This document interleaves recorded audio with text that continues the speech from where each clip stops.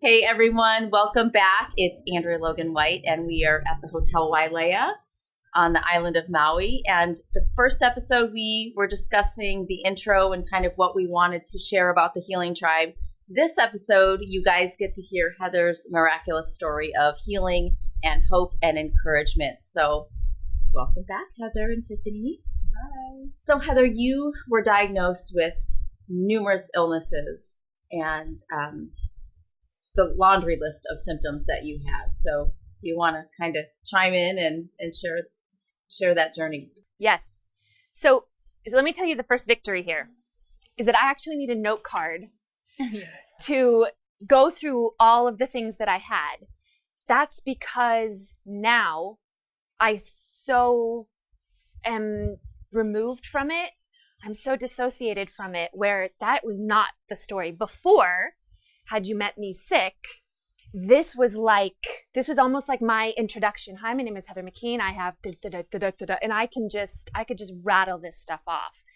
I literally can't remember unless I have it written down. I had medical files that I had to keep in boxes, and MRIs and x-rays and the whole thing, blood tests and results. And then also, and we may even be able to show a picture, because at one point, we put all of my medications and supplements out on a table, and it was overflowing. I mean, it was unbelievable. I had a cardiologist, a rheumatologist, a spine surgeon, an infectious disease doctor. These were people I was intimately involved with. My little circle of buddies were all of these doctors. So, love doctors, appreciate doctors. So grateful for, if I'm going to break my leg, I'm going to need a doctor. But at this point, yes. This is so here are my conditions. So I was diagnosed with Lyme disease and with multiple co-infections, Babesia, Bartonella. My Lyme doctor said I got the illustrious trophy for most Babesia ever found in any of her patients. Oh, I didn't know that. I know. I was like, oh, yay. Yay me. Put that on my wall. I had POTS, dysautonomia, and which was a heart condition that essentially, you stand up, you fall out, passing out, really extremely low blood pressure. And that's just kind of the basic of that. I had cerebral hyperfusion, dysbiosis, Hashimoto's. This one's interesting.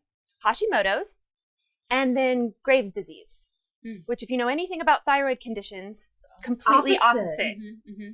Yes. So Hashimoto's, because at one point when I went in for thyroid condition, I had what they thought was the beginning of a goiter. Mm-hmm. And so then through some tests and stuff, Hashimoto's came up. Mm-hmm. But then I had also been diagnosed with Graves' disease. So then I had also gone through, all the cortisol testing and, extreme adrenal fatigue and failure. Mm-hmm. I had been diagnosed with celiac disease, which I thought was my catch-all for why I had been sick. I was like, when I got diagnosed with celiac disease, you'd have thought I'd won an Academy Award. I was like, yay! This explains everything. But it didn't, because I kept going after that. Migraines. I'd been doing migraines since I was very small. And, I did them good. So I was on heavy medication from 16 years old for migraines. Then I started getting thunderclap headaches, which I had never even heard of. But it's essentially kind of like they're driving a spike through your brain at some point, where I thought I was having strokes.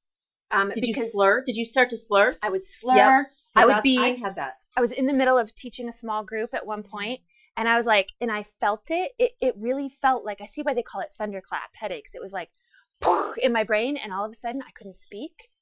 I couldn't, half the side of my body couldn't move. I was like, and the girls in this group are sitting there looking at me like, are you okay? I couldn't speak. I couldn't even say anything. I was completely aware in my brain, but I couldn't speak. They had to go get my husband. It was like, that's scary. Like, what on earth? So it's like almost like mini stroke. It was manifestations. Yes. And I would do it often and then it would take me time to come back, like days for me to have full functioning of even my speech. I would forget complete things. And my friend got to know that these would happen with me. And she'd start to say something, because I'd be in mid-speech and all of a sudden it would be like whatever. I'd start to go out. And sometimes I didn't actually even notice it right away. And she'd just kind of put her hand on my lap. Yeah, so those were fun. Oh my gosh. Many food allergies. This is like, what am I allergic to now? Like, I'm allergic to food in general. Which most of nowadays, everybody is gluten intolerant and lactose intolerant, and it's very, very, very common. So I love that you're sharing this. And then I was water intolerant because I had renal hyperfiltration, which essentially means I drink water and it doesn't do what it's supposed to do in my body. I'm like, oh, really? So I had uterine fibroids, endometriosis, 2 surgeries. Doctor said I would not probably be able to have children, or it's actually what was said when I was diagnosed with endometriosis was, can you have a baby? I was single at the time, and I was like, I suppose. I was looking into sperm banks. I kid you not. Wow. Because they said that might be the only way for me to heal from endometriosis. 2 surgeries later from that. So yes, that I eventually manifested into reality. I couldn't get pregnant, had a really hard time getting pregnant, went through a lot of different fertility stuff, miscarriages, all of that fun stuff. Then got the fibromyalgia diagnosis, and was on multiple hardcore injections and stuff, for the Enbrel and all of that. Chronic fatigue syndrome, that came before the fibro. I don't have these all in order, by the way. It usually goes chronic fatigue, migraines, Lyme disease. It kind of has the sequence. Right. Yep. I went through the whole gamut of everything. I had degenerative disc disease, which I had a lot of issues with my spine. And so after then seeing a neurologist and a spinal surgeon, I was told I had the spine of a 70-year-old and that the bones or the, I used to be so skilled in telling you all of that. Yes. Had degenerated to where I was having bone on bone in a lot of places. So essentially I was like, you're going to be in pain for the rest of your life. So, but I had then had to have some surgeries done. So I had fusion. I have a scar. I always go like this. I have fusion because I have a scar up here. Of a couple vertebrae. And then he said, well, we're going to have to do another one in a couple years because the vertebrae right below that is blown too. So I'd have all these little, this one's blown, this one's herniated. So the thoracic, right? Cervical were the ones I got fused. And then I had thoracic ones that were an issue. I don't know. Anyway, many things. So for the, I had to have, so I got cortisone injections, nerve blocks, all these kind of things because I was in pain always, like such immense pain. So, and then I had ankylosing spondylosis, I can't even say it, which is where your neck starts to, the curvature of your spine in this part starts to go like this. These are the people that it's so curved it kind of looks like a turtle. When people's heads go out like that. So they said I had the beginning of that. And you can actually see from a side profile, if I have my hair up, where that was kind of starting to curve out. I had a pilonidal cyst removed, plantar fasciitis. They said I had nerve damage from an accident. They did a nerve conduction study. You have significant nerve damage. I had bone spurs in many places, one in my shoulder, rotator cuff. I was supposed to have surgery on my shoulder. Crohn's disease. I had an extreme case of spiral meningitis. So then I had rheumatoid arthritis. So I was on 2 injections and 1 oral for this rheumatoid arthritis. They were starting to see joint changes.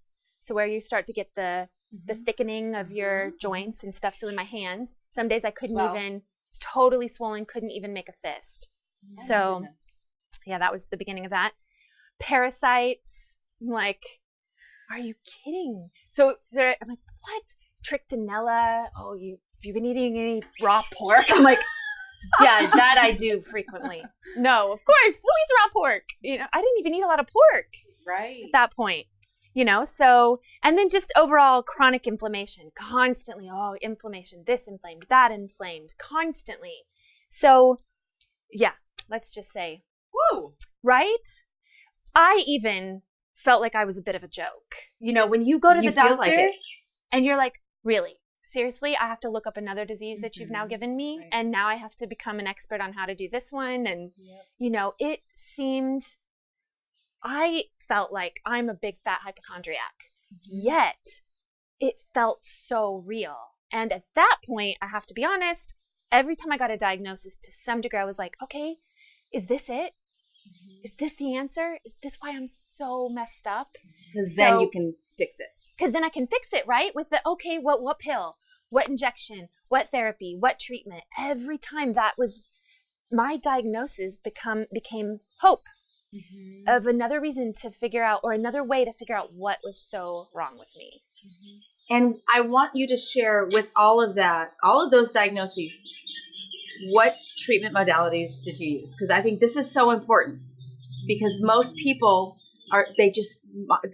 I'm one of them. And for years I did, until I finally walked away from my Lyme disease doctor and all those, is that you spin your wheels and you're as a full on fire for the Lord, love Jesus, preaching the word, opening your arms, your ministry to others, yet you're fighting this battle and you're like, what am I doing wrong? Well, I, of course, obviously went every Western medicine route possible. So I tried all the antibiotics, all the injections, all the steroids, all the painkillers. I mean, I'd have to have that triple prescription, like triple signed thing to go in to the pharmacy, because they were giving me like the heavy duty stuff. So it was multiple painkillers and muscle relaxers. And this stuff made me loopy. Like, that's the thing. The funny thing is I'd be sitting there being like, yay! Yeah, I still have pain, but I don't care about it. I still had pain. So I knew I still had pain, but I was so loopy that I just didn't care anymore. And that I couldn't do long term personally. But then you kind of are in the option of, well, the pain feels like it's going to kill me. So am I loopy, or am I going to want to die every day? It's either way, I'm not living. Either way, those are not options that I felt like were viable options long term. But I did that whole route. Then you get to the point where you're like, forgive me, physicians out there, but I was like, doctors don't know. And to some degree, they are limited, and there's so many things they are trying, but there's individual people, and we don't always manifest the same way. And so, and then I went sort of the more holistic. So I saw Chinese medicine doctors, acupuncture, acupressure. I did all the supplements, all the tinctures, everything you can think of there. Then I went try to figure out how to get my body, yoga, Pilates. I mean, at that point I was like, I'll try whatever, like whatever to get well. Yep. Now, interestingly, through this process, a few close people to me said, well, maybe you should see a therapist. So I didn't want to go that route, because growing up with physical, sexual abuse, all the different, addiction counseling things that we went through. I was in like Al-Anon. I was like Alatot practically, Alateen. I'm like, I was in these programs forever. And I didn't feel personally like I was seeing any real traction with any of that stuff. So I felt fairly well adjusted to my past, considering. I was also comparing myself to family members who were still actively using and having a lot of other things. So I'm thinking, I'm good. And I had a couple of therapists through that whole addiction thing that were like, yeah, you're good. You don't need to come back. And I'm like, thank you. I don't want to come back. I don't want to talk about all this mess.